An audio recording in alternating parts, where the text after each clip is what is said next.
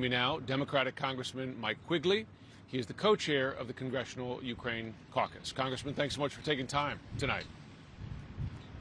Thank you. Good to be back. So, President Trump, by his own definition of success prior to today's meeting, failed. He said he was going to get a ceasefire here, or expected to, and if not, he would impose severe consequences on Russia, but neither of those things happened. Was this summit a failure? Well, look, I don't know if anybody had reasonable expectations. Why anyone was optimistic about this is simply beyond me. What has President Trump said or done that makes anyone think that he would stand up to Putin? What has Putin said or done that makes anyone think that he would back down to Trump? I mean, it seemed preordained here. The unfortunate surprises, as you suggest, is the red carpet treatment for a brutal war criminal who instigated a war, a mass murderer.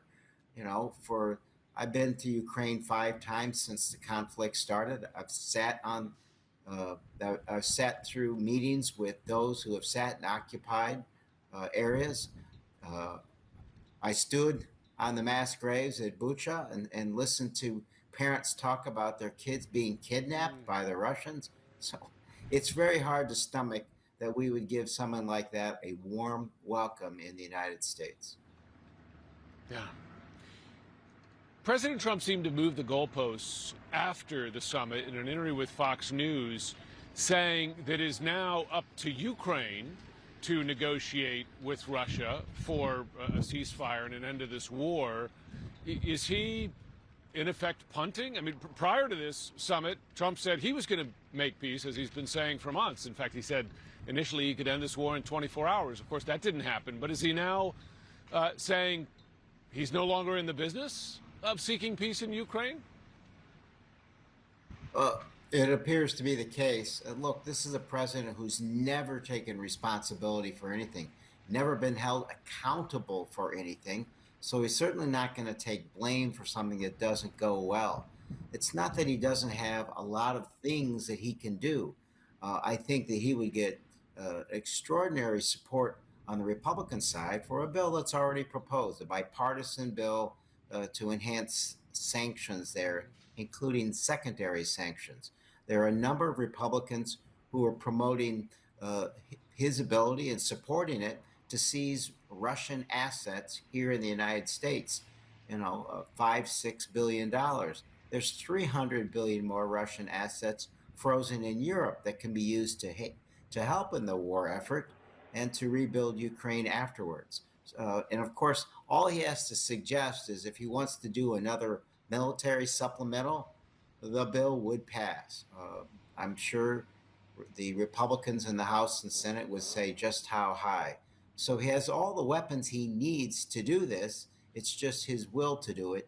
And apparently right now he's just frustrated that things didn't go so well. Well, that's another topic that the president seems to have moved the goalposts on, because prior to the summit, he said he would impose severe consequences if there was no ceasefire. There was no ceasefire.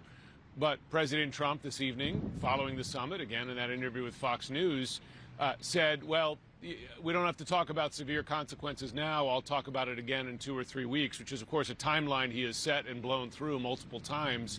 I mean, forgive me, but Congress has had this bipartisan support for a sanctions bill for months now, but I haven't seen Republicans willing to act. Do you believe they will act now without explicit direction from President Trump? The majority won't. I do want to, acknowledge the fact that there are a handful of Republicans in particular, and you know who they are because they've been outspoken, who are willing to put themselves out on the line for this, right? There are those who have put forward discharge petitions in the House to move forward with sanctions.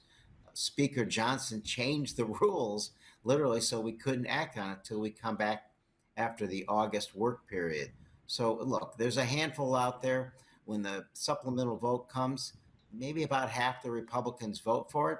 So clearly this is not the party of Reagan. This is the party of Trump, and we're seeing the results of that. The Reagan doctrine, for all it was worth, pushing back against Russian aggression, is virtually dead, even in the Republican caucus. And today, the Russian president walks away again, it seems, without any new consequences for his ongoing invasion of Ukraine. Congressman Mike Quigley, thanks so much for joining. Thank you. Take care.